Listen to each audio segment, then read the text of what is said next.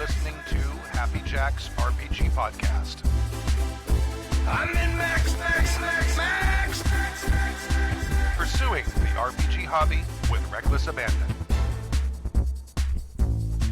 Why, hello. Hi. Welcome to Season 24, Episode 3 of Happy Jack's RPG Podcast. My name is Stu. My name is Kimmy. I'm Tappy. And I'm Joey. And the Renaissance Pleasure Fair is going to start, what is it, April 6th, I think? 6th and 7th? Whatever that weekend is. Yep. I'm going to bring up my That was calendar. right. Yeah. I nailed it. Yes. I know the calendar thing. It's a thing. And then it ends 1, 2, 3, 4, 5, 6, 7 on May 19th. So if you'd like to come see the Poxy Boggards, the Merry Wives of Windsor, and Sportive Tricks, and a whole host of other acts and street performers, and buy cool food and A lots bunch of us beer. will just be there drinking, not performing. Right. You may do Yeah. so. It's in Irwindale, and go to renfair, renfair.com/SoCal, and you can get all the information about the original Renaissance Pleasure Fair. Have you ever thought that that's oddly specific? What? Renaissance Pleasure Fair could just be the Renaissance Fair. The pleasure is kind of I think it's always been specific called in a that. way. Yeah, but it's still kind of oddly specific. Yes. I think that's the title of it. That's how they can say they're the original Renaissance Pleasure Fair. As But not opposed to the the original Oh, Renaissance there's- the Renaissance Fair. Sad Fair. there The is Melancholy Fair. the Melancholy Fair. there is some disagreement as to whether they're the original, because there's another fair I think that claims to be. Yes. I don't know. Phyllis started it. I think her first one was like 64 or something. I don't know. No. Let's see. It'd be. This is the 56th year, I think. We don't know. You're the only. Oh, you two. No, do. I We think don't work 50. there anymore. I think 55 was my first year. I think this is 59. 59th. Okay. Oh my God. It is. Yeah, I remember the close to it. 50th. Yeah, me too. That's Yeah. why I said, "Oh my God." Do you remember the 50th? I remember 50th. Okay, so that was. It's at least. I think my 50 first year was 55. It's at least 58 because you were gone 7 years, right? Yeah. Okay. Forever. Wow. All right. So you could there's that, and it's coming up. And I think that's all we're plugging right now. MayCon will happen in May, Yeah. Memorial Day weekend. That's really soon already. Yes, at Hilton LAX. the LAX Hilton Hotel in beautiful Los Angeles. Many of us will be there. Some of us won't because we're tearing fair down. Because you guys work at Fair. We have to take fair apart.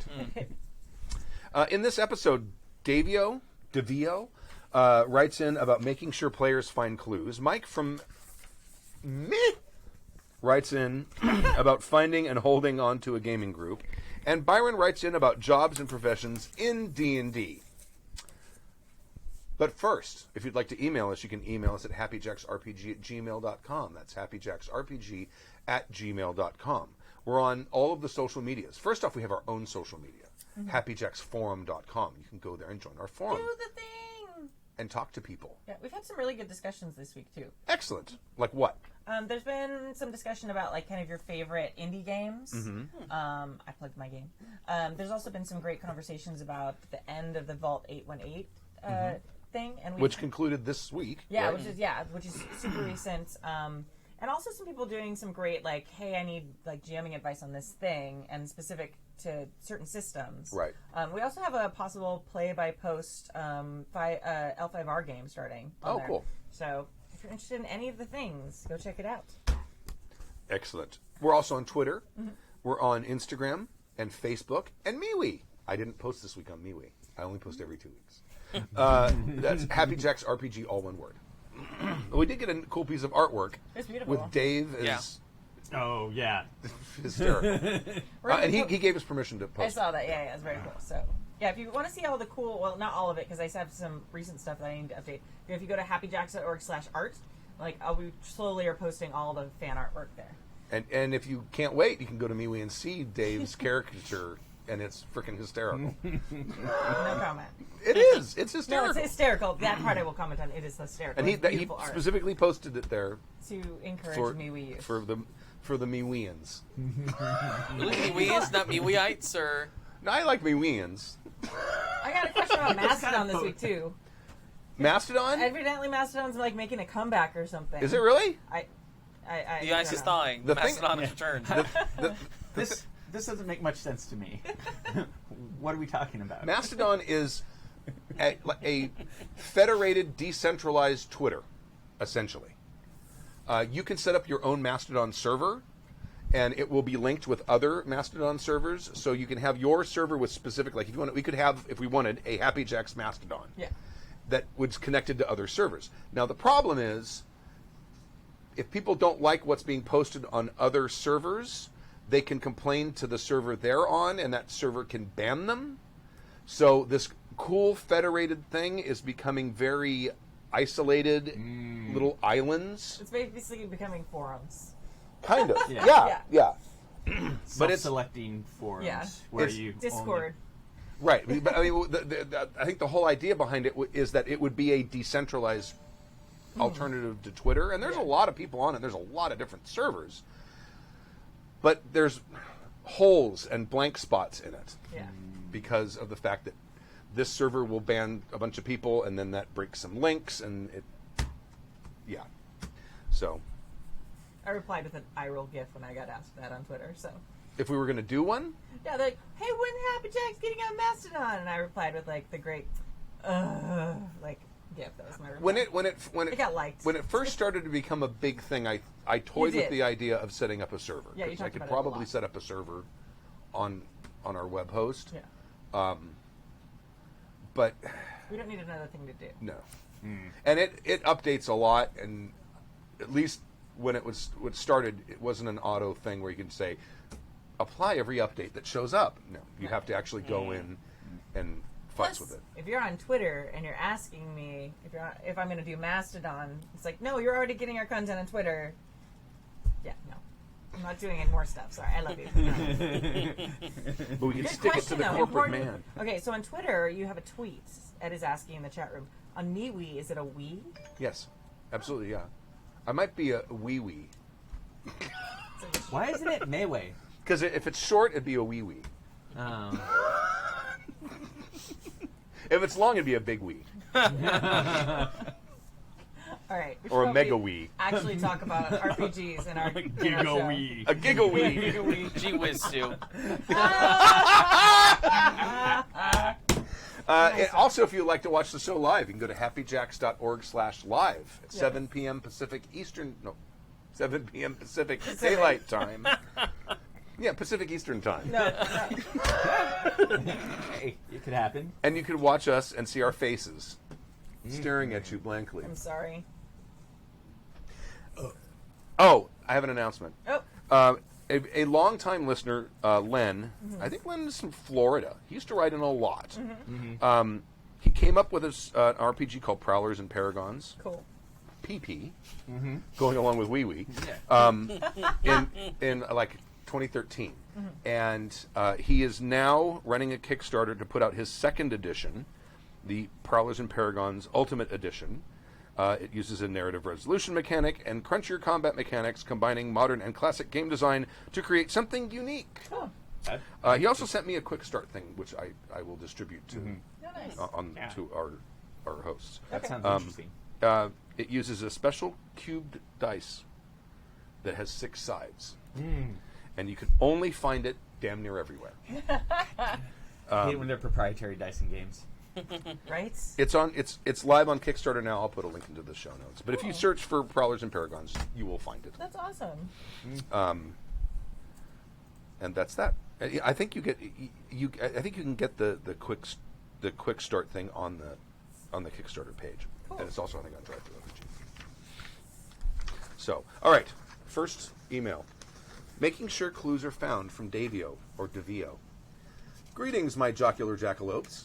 First, nice alliteration. First, listening to season 23, episode 14, and the mentioning of scouts. I was a teenager and went to the Boy Scout World Jamboree in Alberta, Canada. Ergo, good chance that Stu and I were in the same neck of the woods. Literally. That's true, yes, and there were woods. Now, do you remember the big scandal with the girls' shower thing? Oh, God. Oh, yeah, because No, I remember At what Boy the story. Scouts? in most countries, scouting is co-ed. Yes. Except, I was joking. Right. About, boys? Right, Doing yeah. something with a... No. no. If I recall, it's been many years. There were 2 major troops from California, one from southern and one from the north. I was in the second. I was in the first. So we probably weren't in the same troop. No, we weren't. However, we were truly nerds and did have an AD&D game going in our camp. Nice. So it's possible that our paths did cross. We were playing war games, if I recall correctly. Steve Jackson Games had the micro games where you cut out the little chits on the cardboard and you have like a map. Raid on Iran, the original Ogre, things like that. I think we were playing stuff like that. So yes, we were nerding out as well. I found my old box of scouting stuff recently, and it made me think of this. Mine's just up in the attic right here. The other thing, the conversation concerning character agency versus the needs of plots and clues. I have run many LARPs, which means around 30-plus players at any one time. The idea of having a single point on any clue or plot is quickly destroyed upon meeting the stubborn resistance to sharing many LARP gamers have. I have had a single player get their hands on the mystic keys of MacGuffin-ness and then not show up for a month of gaming. Oh, yeah. Oh man, we've had that happen in a D&D game, an early D&D game Yes, we we played. did. This has led to creating at least 3 ways to any destination point of point of information. This isn't necessarily railroading, but there are many paths to the same goal. This doesn't mean that there aren't consequences. I have learned that conditional victories / losses can keep the storyline flowing and still have players have rewards or punishments based on their actions. Sure, maybe you stopped the world from blowing up, but half the people are dead. All of your allies are gone. The tavern with the book in it that you burnt down turns out to have the only recipe to your favorite mead, etc. Maybe the heroes borked it badly enough that the villains won. Was it a clean win? Did you plant the seeds for the next campaign to overthrow them? There's a lot of wiggle room within that. Anyway, just tossing that out, I think. Take a drink and keep on jacking. PS obligatory. PS BPS. Thank you very much for all your years of service and advice. They have greatly benefited me, myself, and my players. Yes. So, ensuring that people find clues. This kind of is taken off of the Alexandrian.net, which where we originally found a long time ago the 3 clue rule. Yeah. Which means if you need the players to find something, have 3 ways for them to find it. Yes. Right. That doesn't necessarily ensure they're going to find it, though. No. It Yeah. does not. I mean, you can. I mean, just because that's the plot point that you have. Right. Well, I mean, I don't know. I'm really bad with investigation stuff and clues, so I just let the players do their crazy bullshit. I've been reading copious amounts of the 7th edition Call of Cthulhu because I got the Keeper's Handbook or whatever it's called, and the Players or the Investigator's Handbook or whatever it's called. And they talk in there a lot about, because that is an investigatory game, and they talk a lot about how to make sure you don't end up with dead ends. And one of the ways you do that is you don't require a die roll. You just let them find it. Yeah. And I think that, especially in that sort of a game, if you have a narrative bottleneck, and it's like there's been a murder, and there's one clue in this room that's going to lead them down the path to find who the murderer was, and no one makes the roll, their search room roll or whatever, to find the clue, you kind of just fucked yourself. You didn't fuck the players. You've kind of fucked yourself as a GM. Because now you've got to figure out another way for them to find that clue, or just give it to them. Yeah.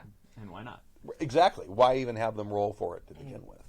Well, I think part of that, too. I mean, there is... Because, like, right now I'm running the Wild Wild Talents game, and part of it right now is kind of an investigation, trying to figure out what's happening. It's not quite like a murder, but there's a problem in the town that they're trying to figure out, like, what the... Who's behind it? Yeah, who's behind it, what's causing it. It's kind of supernatural, so it's not exactly like they're going to find, like, oh, look, this is a murder weapon. Right. But, It's Old Man MacGuffin down on the farm. We're not. But part of that is like having that tension, like having them looking for clues, having them find that. So like having them automatically get things sometimes isn't what you're going for in a game. Sure. Like there are games where that search is part of the process, like a detective novel. Like, okay, like looking for clues and sometimes failing, sometimes asking the right questions, sometimes not, can be a great game. I mean, not everybody enjoys that, Right. but like the detective and discovery part of a game can be really fun and a compelling story. And then, eventually they get to the part at the end, or it won't be necessarily the end for our game. Right. But, so I don't know. I think it's okay sometimes to not have them just show up and find the thing. I think so, as long as it's not the game isn't designed as a bottleneck. Right. Right. I mean, and you don't have to design bottlenecks. No.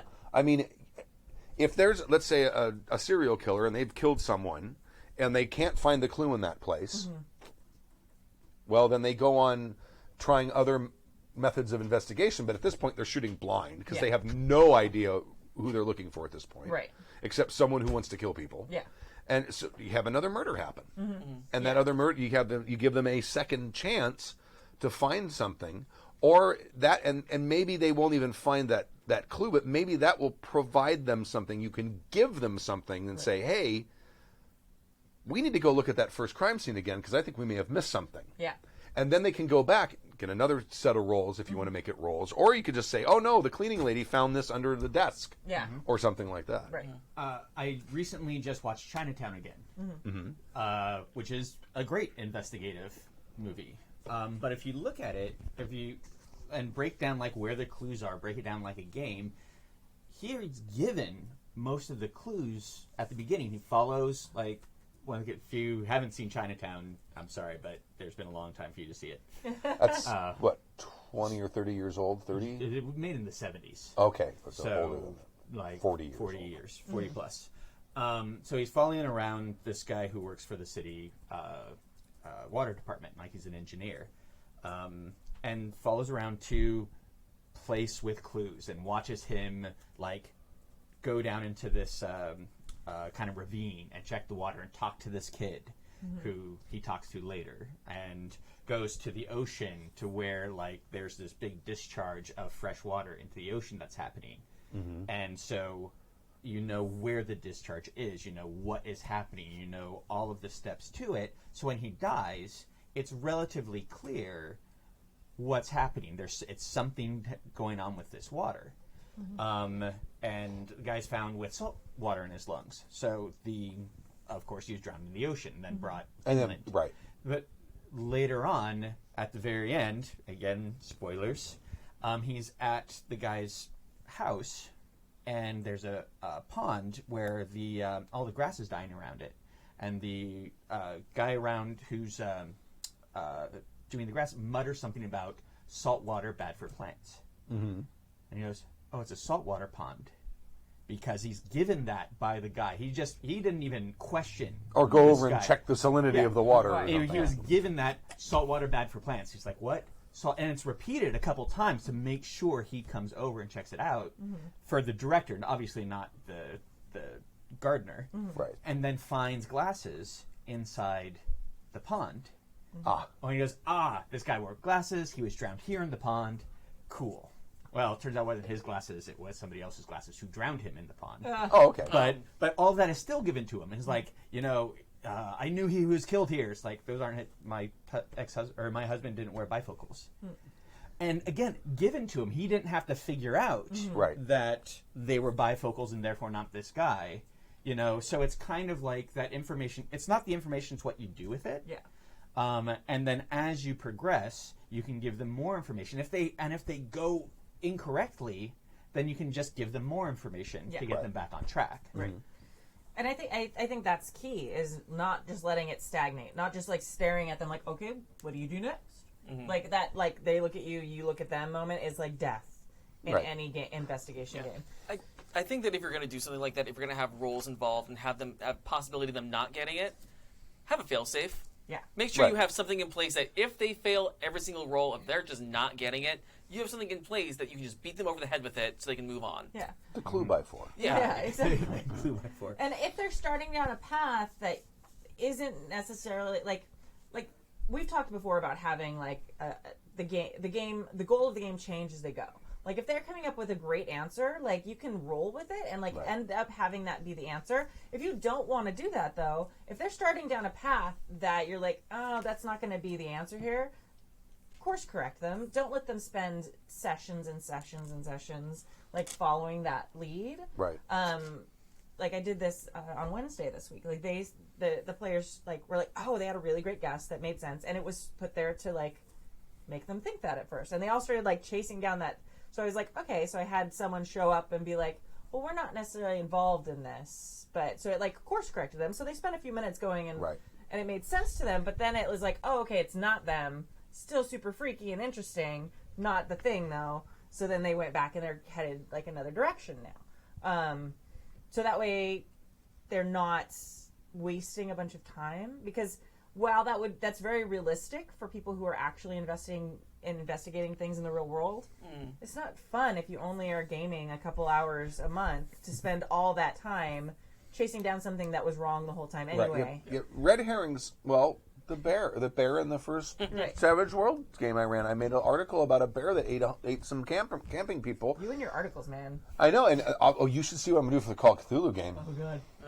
I ordered oversized paper. I'm gonna make tabloid-sized newspaper You're not actually on newsprint. Yeah, you're not actually planning anything. You're just going to put a bunch of ads and see what we follow. No, I've got plans. Okay. Also, I told this to Tappy. I'm gonna put a wireless printer in there. Uh-huh. Loaded with newsprint paper, so you can print out telegrams on the fly. 'Cause he's running a game from the similar era. So I'm sure that will work perfectly. it will. Yeah. It will. But yeah, I mean, there's lots of ways to handle clues. I think the biggest thing is just don't let things stagnate. Don't just let them. Yeah. Like- Well, sometimes it's a little stagnation can be unavoidable. And like if let's say they're following a serial killer and there's been 2 murders, and they go to the second murder scene and they're looking for clues and they can't find the clues and they don't want to know. As a GM, I'm thinking, well, I'll give them another opportunity to find clues at the third murder. Yeah. Well, the third murder is not going to happen minutes after the second one. Probably not. Yeah. But you can dilate time and say, okay, it's the next morning, and you get a phone call. Right. There's an old adage for mystery writers where if you don't know what's going to happen, have a guy come in with a gun. Right. And then that's just what you do. Have a guy come in with a gun. Yeah. And maybe that leads you to a third thing. Maybe that builds up more. He's from something that is causing these murders happen. But yeah, just have someone come with a gun. Yeah, I would argue that that's not necessarily stagnation necessarily. Like you're letting there be a little bit of frustration with the players that's building up. Yeah, you want to dangle them on the string a little but bit. that's not the same as I'm gonna wait for it's like when kids are not behaving in class and I look at them like I'll wait and just like wait for them. Like if you're doing that as a GM to players who are just not finding your clue and you're just gonna wait for them, Especially if it's to like stumble around. I can't help it. I rolled shitty. Yeah, that's not fun. Like sitting and waiting until someone rolls well enough to figure out the one thing. It's just like what we talk about with, like the solving the one riddle to get into the room in the dungeon. It's like, it's just at some point it just gets like power trippy and kind of lame. Yes. If you're looking for a good system for this kind of thing that's already built, look at the Star Trek Adventures game, Second Star. They have the scientific theory mechanic where if you're trying to figure out what to do, you can come up with 3 different theories, the GM picks one, and then you have to start rolling to see if you are headed in the right direction. So doing something like that, like adapting that kind of thing, it's a fantastic system, and it's a great little like mini game in the middle of your game. And it's very Star Trek, too. It's very Star Trek, it but you is. can easily reskin it. Because you have that bullshit technobabble Oh, yeah. conversations about, well, it could be the Framel rod and the... Right. like too much air in a balloon. Erica Odd mentioned there's the idea roll in Call of Cthulhu, and that's basically like a GM safety valve. It's like the players don't have any idea what to do. Make an idea roll. Okay, we're Oh, just you gonna- failed? You It failed? has All its right. flaws. No, you failed, and it's like, oh, you have an idea. Like, but I failed the roll. Oh, yeah, you did. You got a real good idea. You have a good Great idea. You're all going to go to a massage parlor. I mean, to be fair, like there are times where like you're trying to give a player something and sometimes they just won't take it. Oh, absolutely, yeah. Like I've had moments like that where it's like, hey, you would probably notice this. No, I don't think I would. Okay. That's nice. So anyway, this mystery. Yeah. You're like, okay. All right. Well, it kills you. Yeah. I mean, sometimes you're like, all right. I mean, you just have to go with that. You're like, okay, but if I don't want to like take away your player agency. Like, okay, you wouldn't notice that. Okay, that seems fine. Then we'll figure out another way for that to happen. But anyway, I mean, That's at that point, as the GM, you have an absolute right to sit and stare at them until they figure out what to do. yeah. All right. You have an obligation, To shame them. and I'm waiting for you. I'm waiting. As long as it takes. Go. I gave you a clue by 4, and you threw it in a fire. And not even the right fire. Right. And you turned it into a table. Yeah. Burn down the tavern with all the clues in it with that clue by 4 I gave you. Right. Yeah. Used it as kindling to burn the rest of the story down. Okay. No. But anyway, yeah. So There you are. it's good. All right. Lots of suggestions. Thank you very much, Davio or Davio. How to find a gaming group from Mike and me. Me. I will read this one Meh. again. Meh. Meh. Hey, douchebags. Mike from MI here. With a question you might not be able to Oh, answer. mobile infantry. Oh, There yeah. Cap it is. trooper. Yeah. Not, but never mind. It's fine. Sorry, go ahead. With a question you might not be able to answer well, we will see. I have a problem of not being able to find or hold on to solid in-person gaming groups. I was wondering if you could offer any advice on where to look to find more players or find an existing gaming group to jump into. Anything you can think of, no matter how obvious, would be appreciated. I'm sure I'll be aware of most of it, but I don't want to miss anything. Aside, Stu and or reader. Well, I didn't do this. You can skip that. Okay. But I will let the chat room know right now. If you have ideas on this too, pipe in because Yes. we will read them. Absolutely. Take a drink and discuss. I'd say more about my current predicament, but it would be a rather long and rambling story. I'm starting to wonder if the common problem in the equation is me. Bonus discussion if you want. Is there a way to objectively tell if I'm the person that nobody likes to have at the table? I don't think I am, and when I reflect on my behavior, I don't see any red flags. I have some self-recognized quirks, being on the autism spectrum, but I'm always upfront about them, and stress I'm always open to try and work on them if they are a potential problem, or at least be told if it's unworkable so we can part amicably. Mike from MI, manifoldly inquisitive. I was wrong. It's not mobile infantry. P.S. Sorry, no P.S. Let me just say right off the bat, in my opinion, if you have enough self-awareness to ask the question if it might be you, it probably isn't. No. Makes sense. Generally speaking, people who are self-aware that they might be the problem often aren't. And also, it sounds like he's self-aware of being on the autism spectrum too, like Yeah. Right. very much so. So, probably not. Especially if you're being upfront about that, which they say they are. Like, I'm on the spectrum, I'm upfront and proactive about that, like informing people, and I mean that's a huge step, and it takes a lot of bravery. Yes. So that's amazing. Now, your choice of states, on the other hand, may be part of the problem. Yes. But there's not a lot you can do about that. Although there's a lot of gamers in Michigan, aren't there? There's not much to do there, is there? I've heard of Michigan, That's what MI stands for. but It's the one that looks like a mitt, right? I'm kidding. I've- Right? What? It's the one that looks like an oven mitt? Yeah. Yeah. Yeah, but it's got the little... The ooper, Yeah, also the little- yeah. the ooper part. The hangnail. The upper peninsula. This is very helpful. no, that's the X-Acto knife bit on your oven mitt.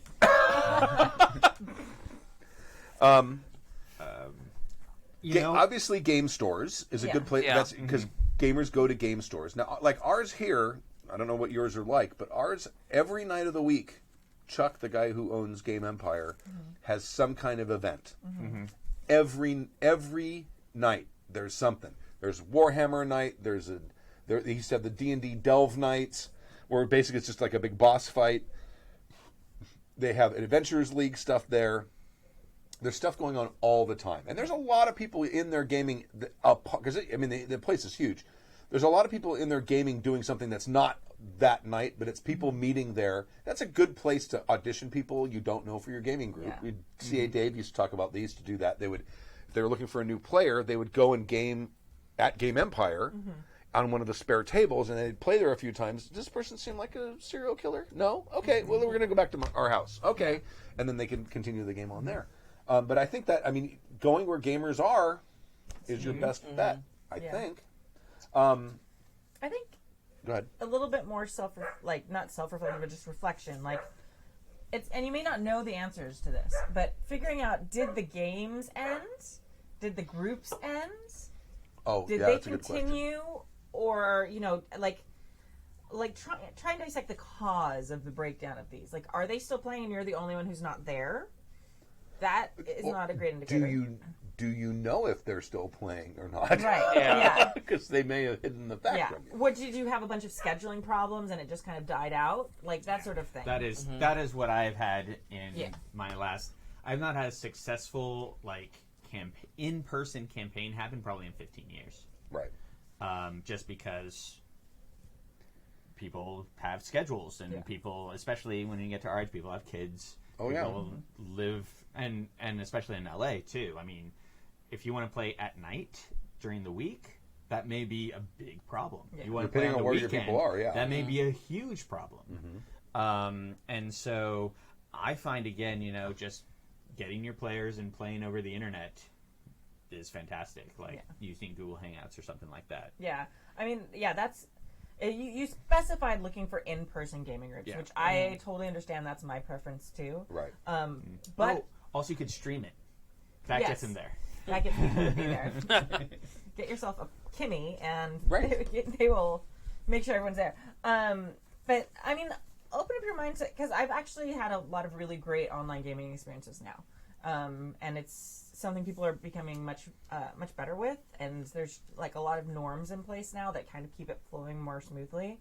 I don't know, so consider that. Also, one of the things someone in the chat room said, and it's way gone now, but so I don't know who it was, but they were saying find nerd adjacent activities and get to know people, like anime groups or comic book clubs, Or things LARP like groups. that, LARP groups, things like that. That you're also interested in, because a lot of those people will also be interested in gaming. So, and they might not have games, so they might be super interested in forming a game together. So a lot of times if you're trying to find people who are already gaming, they've got game schedules already in there. Or if you find other people who are kind of like you out there who are interested but don't already have a committed group that they're with, then maybe you start that committed group together. Now, Jason mentioned in the chat room when he first moved here, he said he went to the local game store and he put up a notice that he's looking for players. He was going to run a game. Right. And that's smart because a lot of people don't want to be the GM because it's a lot of work. Yeah. And so if you're saying, no, I'm willing to run, I just need players. That at least that way, even if you don't want to run long term, at least you might be able to establish a lasting group, and then someone else say, hey, does anyone else want to run? Because I'd like to play too. And I mean that's a possibility as well. Great Worm suggested libraries, local community colleges, universities. A lot of people play games at universities. There's usually a lot of nerds there because they're readers and they're college boys. I don't know. I Feeling think it'd be personally creepy attacked. if I rolled up to a college and said, "Hey, who wants to play a game?" That made me feel kind Well, of it creepy. depends. Are you Well, riding that's- a little tricycle? Because then that's a whole different game. Yeah, that's true. There's Go on. well, that's where I found my original gaming group. I mean, I played with some neighborhood kids when I was, a teenager, but when I got into college, I met like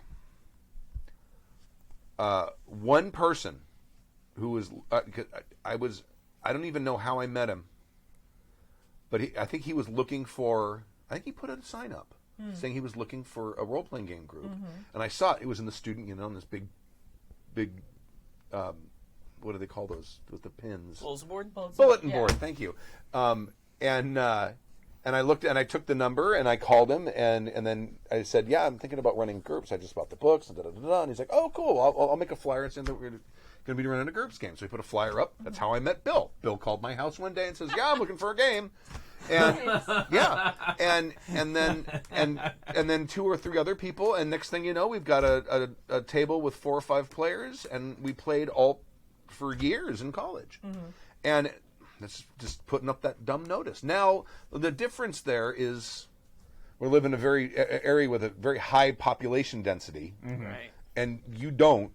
But university, there's probably your best bet to find, because college students, especially if they're not being very studious, have a lot of free time and like to enjoy fun things while they're doing it. Some of them drink, some of them do sports ball. Some of them play role-playing games. So you could. That's not a bad idea. Now, if there's a creep factor there. I mean, if me in my 50s, if I were to go to a university and put up and say, "I'm looking for a game," there could be a problem. Well, I know, but as long as you're like, again, like if you combine that with, hey, our first few meetings are going to be at this local game store, like so they like it's in a public place. It's not the creep factor goes steadily down if you're not having people come to your house. Right. Like if you're like, hey, I want to run a game. I'm having trouble finding. You don't even necessarily have to say that, but. Like, hey, we're going to meet our first few sessions at this place so we can Oh, see, I invited all these strangers over to my house. I know. Yeah, It's weird. crazy. None of them were weirdos. Yeah. I mean, except Bill. And people wonder why women weren't getting into gaming back then. Right. It's shocking. Uh, Hey, come to my house. It'll be fine. roll some dice. Yeah. No one will know when you get home. Yeah. I mean, it could last a very long time. Oh God. I would also suggest looking online. Like a lot of forums and discords and stuff like that have like a lot of people in them. Like say, hey, is anybody from XYZ, wherever you are? I'm looking to get an in-person game together. So like making the connections online to do in-person gaming can be a thing too. Now, it's still here, nearbygamers.com. Oh, nice. And there's a whole list of games and people who are looking for games. Dungeons & Dragons, 8,173 people. Pathfinder, 2,863. Wow. Call of Cthulhu, 2,516. Shadowrun, 2,236. GURPS, 1,674. Yeah! But, I mean... Yeah. And that's just the stuff on the front page. Settlers of Catan, Magic the Gathering, Munchkin, Oh, that's another thing too. Flux. There's kind of like a revival, or not a revival, but like the trend right now of like gaming cafes. So look and see if you find like there's a couple. If you got one, yeah. Yeah, there's a couple around here that a lot of them are based more on like board games, but that's a great place to meet people who are interested in gaming. Right. And there's a lot of crossover between a lot of crossover. those kinds of games and RPGs. Yeah, so look for, it may not be a gaming store, but look for things that are gaming themed. A lot of like neighborhood events have like board gaming nights and things like that. So look for a board gaming club, things like that too. Another kind of piggybacking off of what Kimmy said earlier. Talk to your friends you already have. You'd be surprised how many people actually play role-playing games and don't talk about it.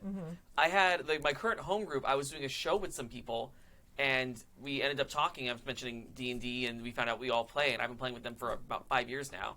And I wouldn't have met them if I hadn't done a show with them. And I'd been playing games with people before that, but you never really know who you're going to run into who has this hobby that they think they can't talk about. So bring it up. When I started getting interested in because I stopped playing for like 12, 14 years, it's a long time.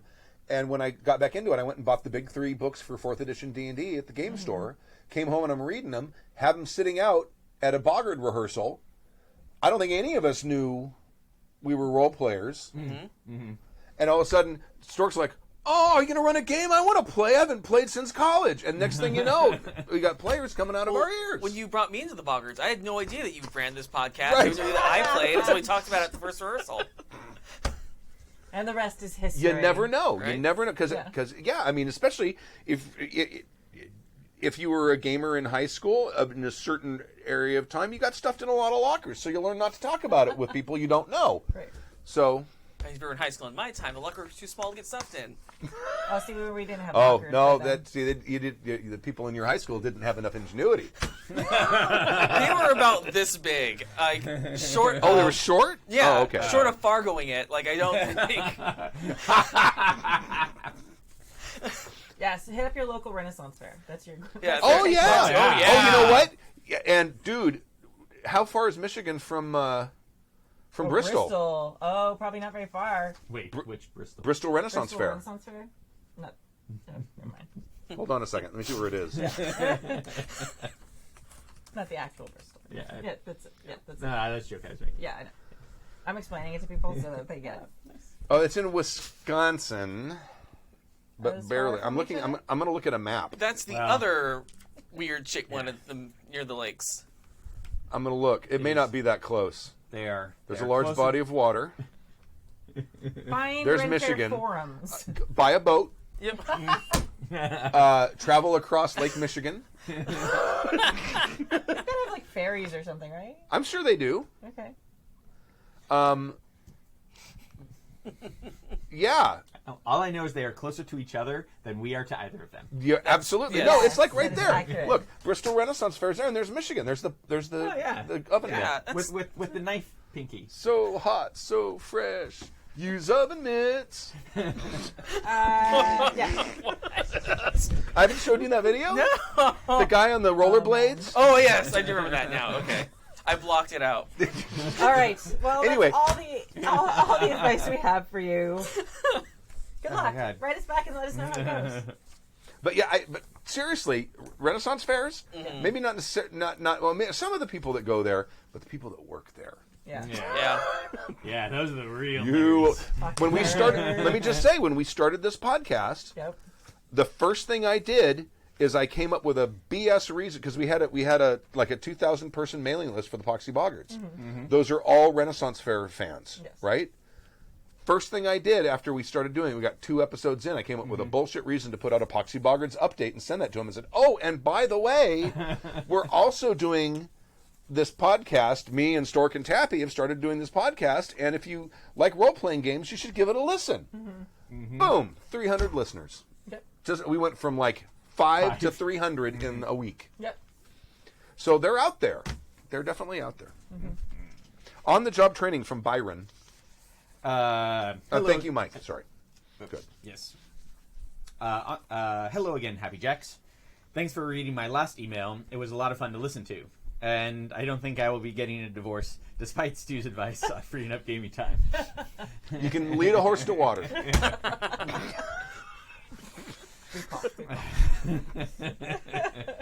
Recently, one of the members of another podcast I listened to managed to develop, kickstart, deliver, and survive his first Heartbreaker RPG. I have rambled about it in the forums, Woohoo! but it is an economic horror game set in a zombie apocalypse called Red Markets. I've heard of this. One of the most interesting things about the system he created was how heavily it could lean on profession as a skill choice.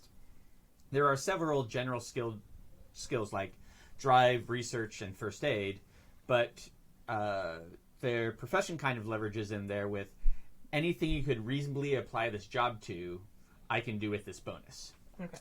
For example, doctor could roll instead of first aid. On top of that, it could be used for long-term treatment, researching an illness, or studying medical journals. There's a built-in diminishing return mechanic. Every profession you take costs more than last. That makes sense. Yeah. Um, It's like a master's degree. Not a lot of people with 4 master's degrees. No. I have many of these professions in my life. Yes. I've done a lot of weird shit. You are encouraged to be reasonably sophisticated. Your job cannot be Jack Bauer or MacGyver. Oh. Right. Or Tappy, evidently. Yeah. Or me, yeah. I mean, you can apply a lot of the shit I did to EJ. Yeah. Oh, sure. Ways. Absolutely. And all my prepper shit. Yeah, all your prepper shit. Yeah. Yeah, job, prepper. Yeah. Right. Yeah, you give like lectures on how to be a prepper. Building Ren Fair. Right. Can't that's- build, no, can't that'd be build medieval town. Well, that'd just be profession singer at the Renaissance Fair, and then you get all these things attached to it, like battery maintenance and Construction solar panel worker. construction, all these things you can do Pole with, digger. with just Right. having a band at the Renaissance Yeah. Fair. Right. I am a huge fan of this kind of thing. There are several games that do it, but Well, there's more There's the email. Yeah. oh, I got distracted. In a dash of listening to a Starfinder podcast for a bit, where one of the characters was a pirate, Arr. yar me hearties, it got me thinking. Why shouldn't jobs play a bigger role in games like D&D? They define large portions of who we are and how we function with the world around us. Why shouldn't Profession Stable Boy give you animal handling with mules and horses, the ability to diagnose and treat basic maladies, and any other reasonable thing regarding horses? This may fall apart a bit with Profession Wizard or something, but even that, if discussed with the GM, could work out well in my book. Thanks for slogging through that. You probably deserve a drink. Byram Grizz in the forum. JD Grizz. Thank you. Yeah, thank you. And thank you Now, for being on the forum. It's fun talking with you. D&D already does this. 5e does this. You have your background that you choose when you build your character. Right. And depending on the background, you have certain things you get, certain skills you get that another class gets. Because your skills in 5e are based on your race. Your race and then your Well, you get- background. yeah, some races give you certain skills or something. Yeah, like that. or it's class. I forget. It's been a minute. Well, but- class definitely get some. Yeah. So then it's for skills class. and skills and or it's class and backgrounds. But you get skills from the background instead of the background being a skill. Exactly. Right? And I think that's more what this is talking about. Like, if your background is gladiator, Right. then that's your skill, gladiator. And all the things having to do with gladiator you can do. But if you're playing D&D and you have a certain set of skills already, like those are your defined skills, your background gives you those skills. Right, but the delineation of what those skills are, because let's say stealth. Stealth can work for some things, but maybe not other things that you would probably be able to do if you are a stealthy person. Like, how did you learn to be stealthy? If you were, say, a Yeah. hunter, then you have this wide range of things attached to stealth, as opposed to stealth being its own, like, discrete thing. But wouldn't that then be at the discretion of the GM to basically decide, okay, well, that will be a stealth thing? Well, but those things, like, if it's hunter, stealth isn't necessarily like tracking somebody through a forest. But with a hunter, knowing how to move through the forest and knowing how to track things through that Wouldn't that also just be- helps you move stealthily. But that skill hunter gives you a lot more things, like shooting a bow and arrow, perhaps, or setting up a trap that isn't necessarily stealth. Conversely, if you learn stealth in a city as like through a A thief, thief, right? right? That is a completely different set of things that are attached to stealth. You're basically gonna overhaul the skill system, Right. as it is. It's like to do in- something like that. Instead of profession giving you these discrete skills, the profession itself is its own skill, which makes them more specific, and also like there's certain things in stealth that might not apply. That's how Call of Cthulhu works. Yeah. Call of Cthulhu, you roll up your stats and then you figure out what your career is going to be, and for every career that's listed, it's like here's the 8 skills that you get to put points in. Traveler's a little bit like that. Yeah, too. Traveler's like that Kind too. of, yeah, Yeah. but more random and often less useful. Yeah. But those are still, again, those are still discrete skills. Yes, Instead of- they are. But like- you're choosing. But the skills you're getting, you're choosing them through your career. Right. But that's, again, not what this is talking about. Now, what I would do for D&D to kind of do what you're saying, as far as making it more broad, so say, for example, you're playing D&D 5e and you decide to go with a hermit background. If you want to do something that would make sense for you to know how to do or be better at because you are a hermit, and hermits are known for doing these kinds of things, you may not be able to just roll anything, but I might say, okay, roll knowledge arcana, but root with advantage because you have a hermit background. Right. Right. Oh, you know what? There are alternate rules in GURPS that do exactly this thing. Oh, okay. They have what are called Bing skills, and it'll be like let me think of what was one of them. Science. You're a scientist, so you write science with an exclamation point at the end of it. It costs more as a skill, but it basically gives you all the sciencey stuff that a scientist would have. So that's kind of more like what this is talking about, because it's like, this is my one thing, and I think you're only allowed to take one of those. Well, yeah, like imagine this situation in 5e. Like you choose your race, Okay. and one of you have, let's say it's elf. You have skill elf. All the things that you would learn in elf society and elves can do, like sneaking through forests or like playing elf music or high elf food, Eating or whatever, salad. whatever fuck ever. Yeah. Like what you would learn in that society, you would then be able Lembas to bread. have like a bonus to just like a skill would be. Right. And then you say you choose barbarian, then you have skill barbarian, and all the things like Survival and blah blah blah blah blah. All those go into barbarian, and then you have your profession, like say is hermit, and all the things go into hermit, like preserving food. Like there'd be some crossover there. I never But liked that though. you know. Well, it's an interesting way of doing it. It would almost I need- like the non-specific skill idea a lot. It would almost need to be a little more free form, probably. But Yeah. again, I think just because it's relatively structured in the rules doesn't mean the GM can't color outside the lines and give Sure. you advantage on those roles or inspiration on those roles. Because that would make sense based on your background. Same thing if you have something in your character's backstory, like I was I did this, and it comes up, randomly in the actual campaign. Well, yeah, that makes sense. There's no rule for it, but yeah, roll with advantage for that. See, I feel like it's your job as a player when you're creating your character to take those things into account and have that stuff in your... Like, if I want to be, like, the barbarian librarian, like, okay, it's my job then to add, like, to take some skills and spend some points on things that I could then use in there. Don't I agree. you know the Dewey Decimal System? Yeah. Smash!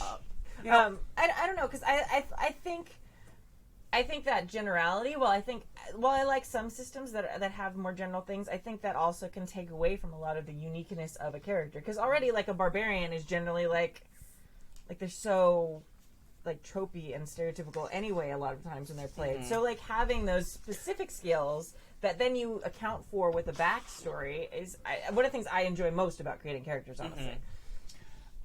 So this may not be for me. I don't think. Well, one of the things that's in here is also like these kind of general skills along with a profession. But I don't think a profession-based or interest-based skill system necessarily has to be free-form. Because what bonus do you get in 5th edition when a skill applies to a role? Like if somebody You wants get to... your proficiency bonus. Right, so you get like a +2 or whatever. Whatever the to a roll, proficiency right? bonus is at that level, yeah. So, like, let's say I'm a brewer and I want to brew some beer. Okay. But there is no skill for brewing beer, but I'm a brewer, right? Then I would get a proficiency bonus from that. Yeah. Right? And so, again, let's say there wasn't a skill or they didn't have a skill for identifying flowers when I'm a brewer. So we get the proficiency bonus for that because that applies to the brewer skill. Right. You know? You need to know So- what kind of bittering herbs you can put in and what kinds Yeah. will kill the people who drink it. Right? Really, all you're doing here is renaming a discrete skill. This is Right. still a discrete skill. The skill doctor is still a discrete skill. It's often a skill in lots of games. Right. The skill hunter could still be that. If you start to think of it as it's just a different, like Venn diagrams, like skills are Venn diagrams of shit you can do, right? And so if you have two of them that have a little bit of overlap, then they're relatively the same. But it doesn't matter where the bubble is. They're still basically these creations that you've decided is a thing, right? Right. They're not necessarily intrinsic to the type of skills that are happening. We have gotten used to things like first aid. We have gotten used to stealth. These are just things that, because of the 40 years of gaming, that have often been done. Streetwise, especially early. skills that exist in every game. Yeah.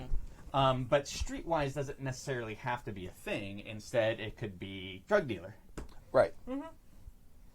And that might do many of the same things. So then isn't that a way of like circumventing? Like if you're in a system, especially like point-wise systems, if I'm playing Wild Talents or GURPS or something like that, where I'm spending points to get skills, if I write into my backstory, oh, I'm a drug dealer, but I didn't put any points into. This would You be would have- supplanting.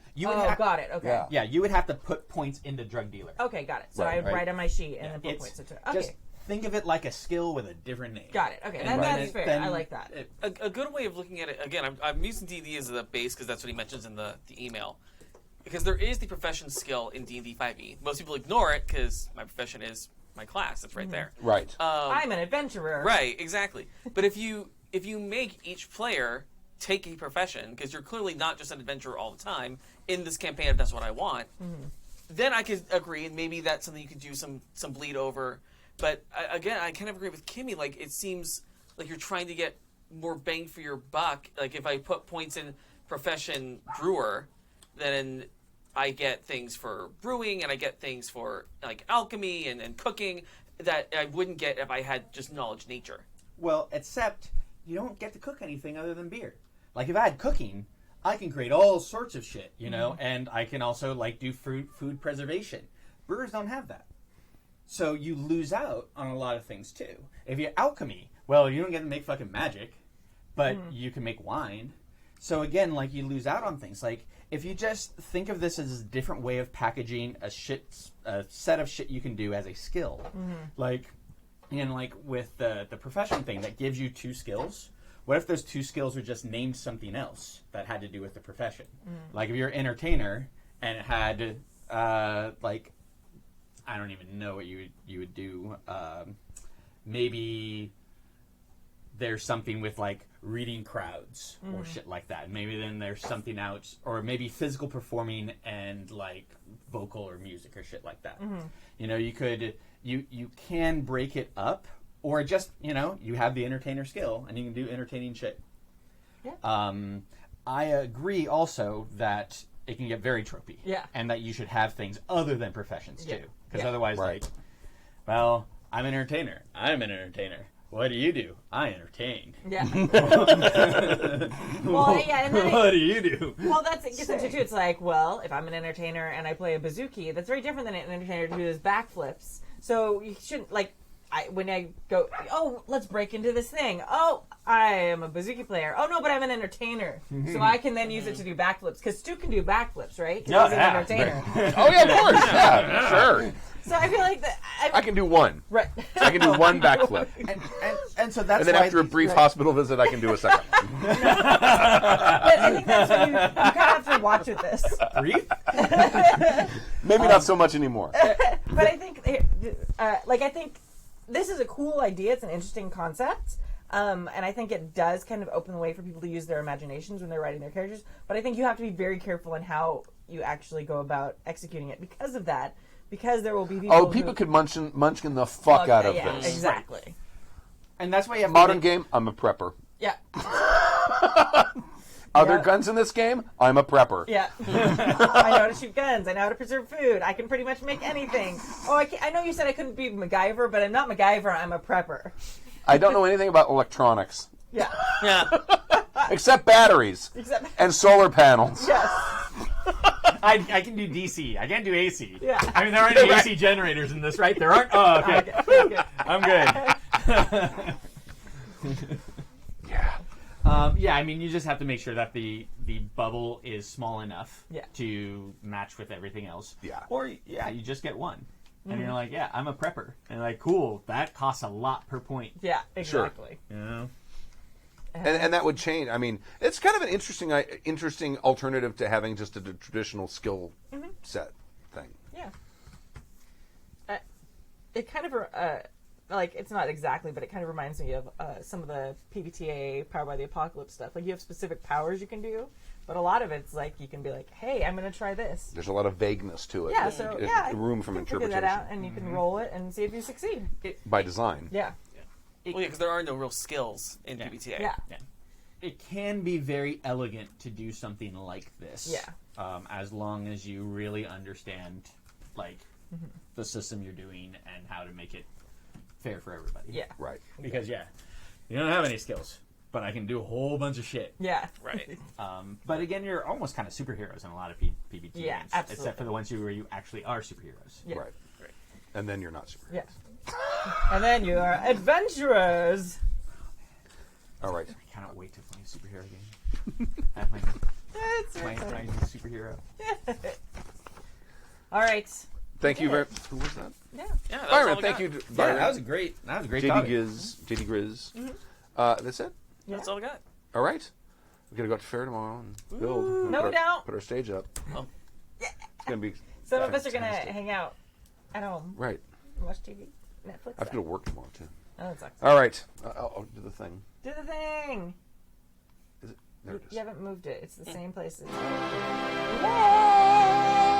Gemini. Thank you for joining us for season 24, episode 3 of Happy Jack's RPG Podcast. My name is Stu. My name is Kitty. This is Tappy. I'm Joey. And we'll see you next week, 7 p.m. Pacific time, right here at happyjacks.org/live. Thank you very much. And we'll see you next week. We'll leave you with a song. It's a hobby from Michigan to Australia and maybe East Timor. Be it rare, so exalted. Girls or Dungeons and Dragons. Hero, Pathfinder, Fate or Savage Wilds. Evil plots will be usurping. Though we could do with less burping.